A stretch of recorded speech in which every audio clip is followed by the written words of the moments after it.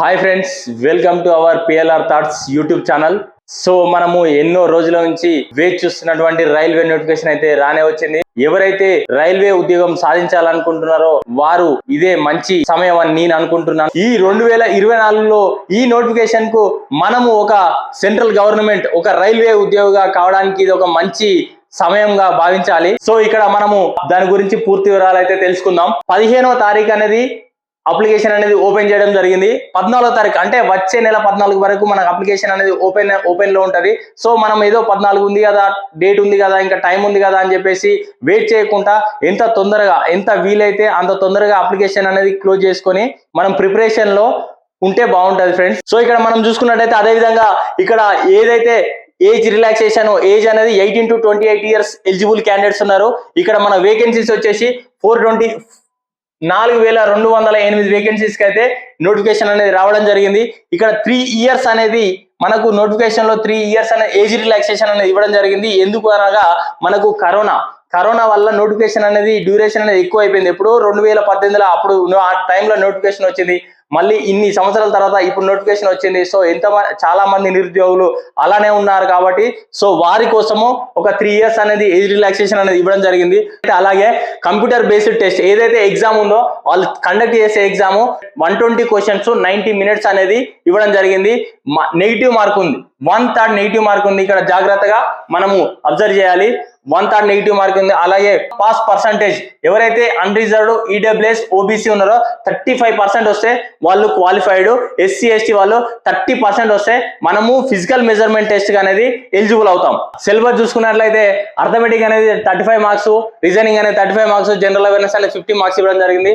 So మనం ఇంకా దాంట్లో స్పెసిఫిక్ గా ఏ టాపిక్ అయితే సబ్జెక్ట్ నుంచి ఏ టాపిక్ అయితే అనేది మెన్షన్ చేయడం జరిగింది. మీరు ఒకసారి నోటిఫికేషన్ ఓపెన్ చేసి చూసే ప్రయత్నం అయితే చేయండి. ఇక్కడ సో మనం ఇక్కడ physical efficiency test physical measurement test వచ్చేసినట్టయితే ఇది ఎవరైతే సిబిటి ఎగ్జామ్ క్వాలిఫైడ్ పర్సన్స్ ఉంటారో 1:10 రేషియోలో ఫిజికల్ ఎఫిషియెంట్ టెస్ట్ అయితే పిలవడం జరుగుతుంది. ఇక్కడ మనకు మెన్షన్ చేశాడు. ఈ ఫిజికల్ ఎఫిషియెంట్ టెస్ట్ లో ఎలా ఉందంటే కానిస్టేబుల్ మేల్ క్యాండిడేట్స్ ఎవరైతే కానిస్టేబుల్ మేల్ క్యాండిడేట్స్ ఉన్నారో వాళ్ళు 5 minutes 45 seconds లో 1600 meters అనేది క్లియర్ చేయాల్సి ఉంటుంది. అలాగే ఫీమేల్ క్యాండిడేట్స్ ఎవరైతే ఉన్నారో 3 minutes 40 seconds లో వారు 800 meters అనేది రన్నింగ్ అనేది క్లియర్ చేయాల్సి ఉంటుంది. ఇక్కడ మెన్షన్ చేసినట్టు constable male candidate long jump వచ్చేసి 14 feet, అలాగే female candidates 9 feet long jump చేయాల్సి ఉంటుంది. అలాగే మేల్ క్యాండిడేట్స్ హై జంప్ వచ్చేసి 4 feet, ఫీమేల్ క్యాండిడేట్స్ వచ్చేసి హై జంప్ 3 feet అనేది అక్కడ మనకు మెన్షన్ చేయడం జరిగింది. ఇది ఇక్కడ చూసుకున్నట్టయితే మళ్ళీ మనం ఇక్కడ కేటగిరీ వైజ్ గా ఓబీసీ, అన్రిజర్వ్డ్, ఈడబ్ల్యూఎస్ అనేది హైట్ 165 మేల్ క్యాండిడేట్ కు, ఫీమేల్ క్యాండిడేట్ కు 157 అని ఇవ్వడం జరిగింది. అలాగే ఎస్సీ ఎస్టీకి మేల్ క్యాండిడేట్ కు 160 హైట్ ఉండాలి, ఫీమేల్ క్యాండిడేట్ కు 152 అనేది ఉండాలి.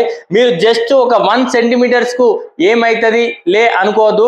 ఖచ్చితంగా ఆ మెజర్మెంట్స్ ఉంటేనే అక్కడ అది డిజిటల్ మెజర్మెంట్స్ తోటి తీసుకోవడం జరుగుతుంది. ఆ మెజర్మెంట్స్ అనేది కంపల్సరీ మెయింటైన్ చేయాల్సి ఉంటుంది. చెస్ట్ ఎక్స్పాండ్ చేయకముందు ఏదైతే మనం బ్రీతింగ్ తీసుకోకుండా ఏదైతే నార్మల్గా ఉంటామో ఆ నార్మల్ సిచ్యువేషన్ లో మన చెస్ట్ అనేది 80 centimeters ఉండాలి.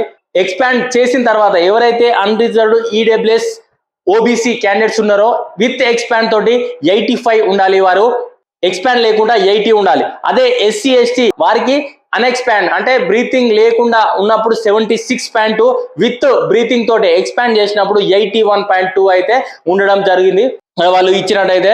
ఇది అదే విధంగా మనకు ట్రైబ్స్ ఎవరైతే ట్రైబ్స్ ఉంటారో ఆ ట్రైబ్స్ 163 ఉండాలి మేల్ అయితే హైట్, అదే ఫీమేల్ అయితే 155 ఉండాలి. డాక్యుమెంట్ వెరిఫికేషన్ ఏదైతే డివి ఉందో ఎవరైతే సిబిటి ఎగ్జామ్ క్లియర్ చేసి ఎవరైతే ఫిజికల్ ఎఫిషియన్సీ టెస్ట్ క్లియర్ చేశారో వాళ్ళను డివికి పిలవడం జరుగుతుంది.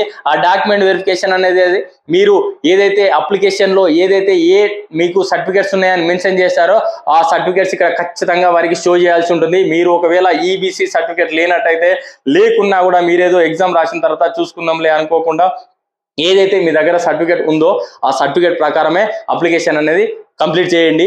ఇక్కడ మన వేకెన్సీస్ చూసుకున్నట్టయితే మేల్ క్యాండిడేట్స్ కు టోటల్ గా 3577 ఏవైతే 3577 వేకెన్సీస్ కు మేల్ క్యాండిడేట్స్ అనేది ఎలిజిబుల్ ఉన్నారు. ఇక్కడ ఫీమేల్ క్యాండిడేట్ చూసుకున్నట్టయితే టోటల్ వేకెన్సీస్ 631 631 పోస్టులకు ఫీమేల్ క్యాండిడేట్స్ అనేది ఆ వేకెన్సీకి ఎలిజిబుల్ ఉన్నారు. అదేవిధంగా మన ఎక్స్ సర్వీస్ మెన్ చూసుకున్నట్టయితే 10% ఆ 420 వేకెన్సీస్ కు వారు ఎలిజిబుల్ ఉన్నారు. కేటగిరీ వైజ్ గా మీరు చూసుకోవచ్చు. ఇక్కడ unreserved 1450, 536 SC, ST 268, OBC 966, EWS అనేది 357. ఇది ఒక మంచి అవకాశంగా భావించాలి మీరు.